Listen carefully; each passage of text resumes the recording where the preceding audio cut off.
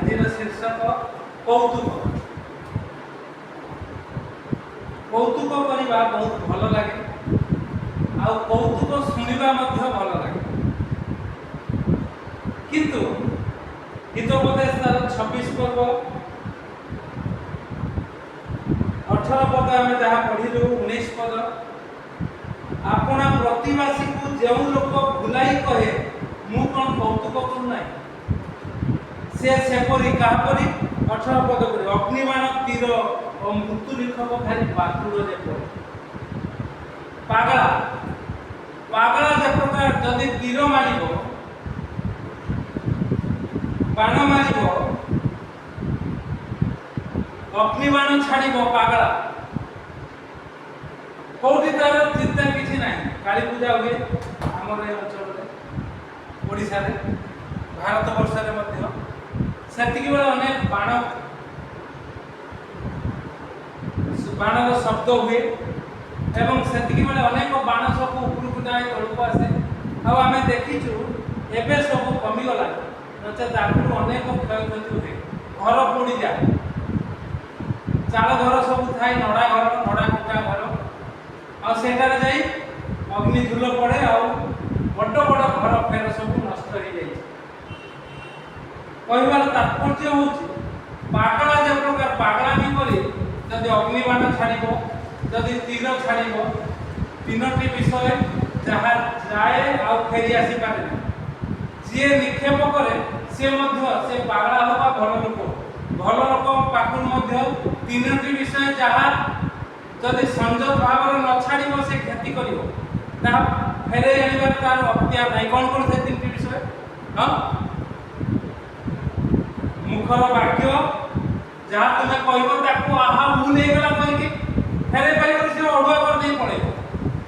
ସେଥିପାଇଁ ବାଇବଲରେ ଲେଖାଯାଏ, ତୁମେ ଯାକୋବ ପୁସ୍ତକରେ ଜିହ୍ୱା ଗୋଟିଏ କ୍ଷୁଦ୍ର ଅଙ୍ଗ, କିନ୍ତୁ କ'ଣ କରେ? ବିରାଟ ବନରେ ଅଗ୍ନି ଲଗେଇବା ପରି ଅଗ୍ନି ଲଗେଇ ଦିଏ, ଅଗ୍ନିବାଣ। ଆଉ କ'ଣ? ତୀର, ଯଦି ତୀର ଛାଡ଼ିବ ବା ଢେଲା, ତାହା ଯଦି ଛାଡ଼ିଦେବ ଭୁଲରେ ଚାଲିଗଲା ଆଉ ଅଟକେଇ ପାରିବନି। এই দুই তিনোটি বিষয় অক্তিয়ার কহিবা পূର୍ବରୁ চিন্তা କରିବା କଥା, ଛାଡ଼ିବା ପୂର୍ବରୁ ଚିନ୍ତା କରିବା କଥା।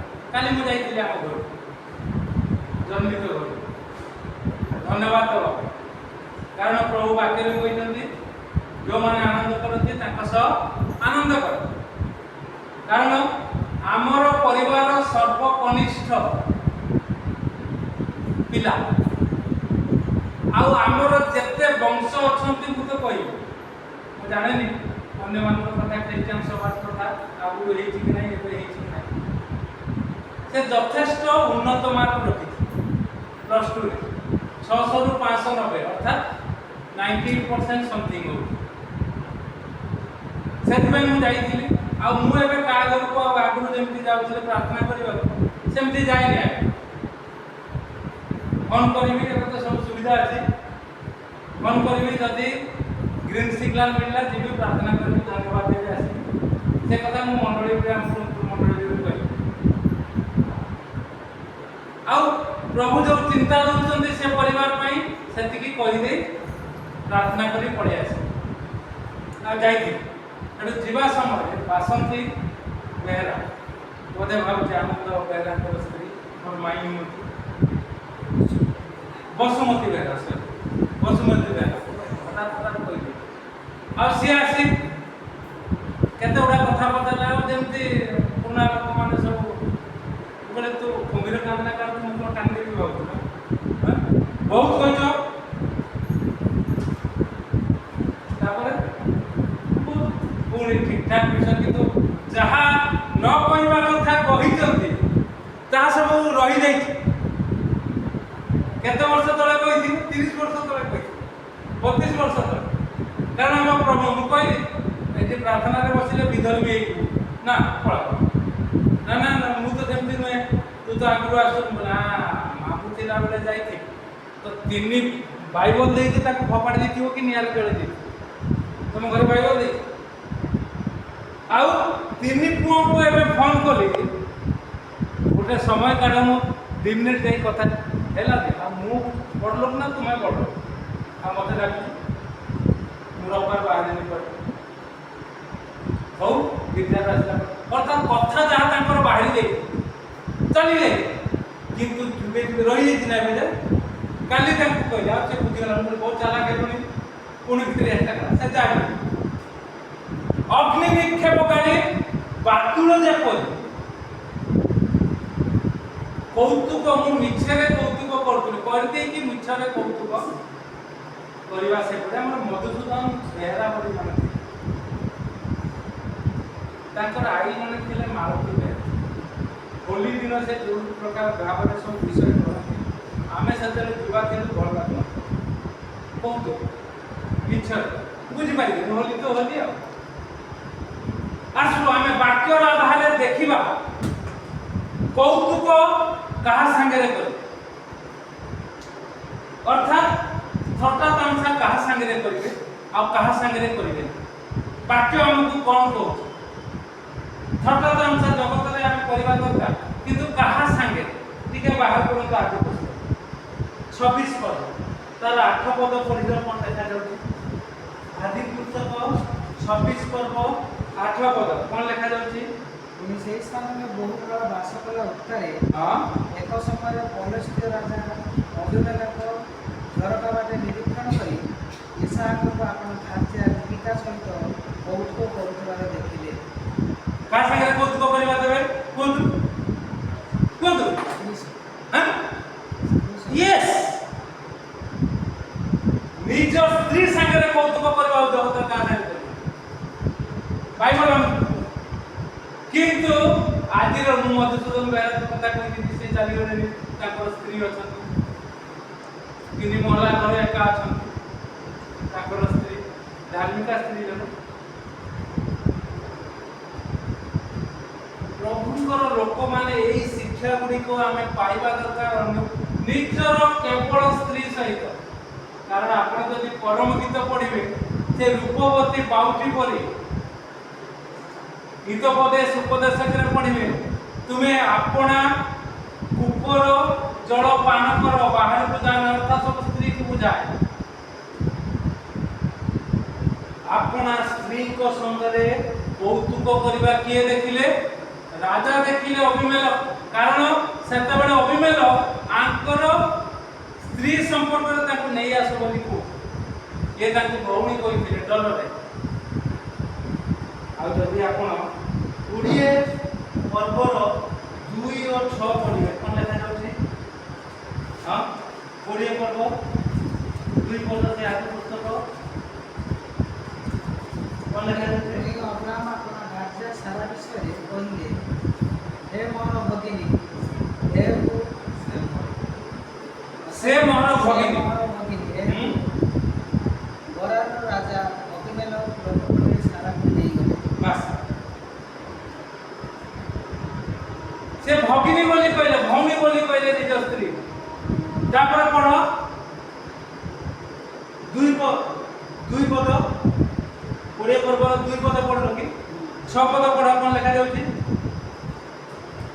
तेरे परमेश्वर स्वप्न जदि काहाकु कहिले तुमे मनर सरलता रे एही कर्म करियछ एहा आमे जानो पुनी आमे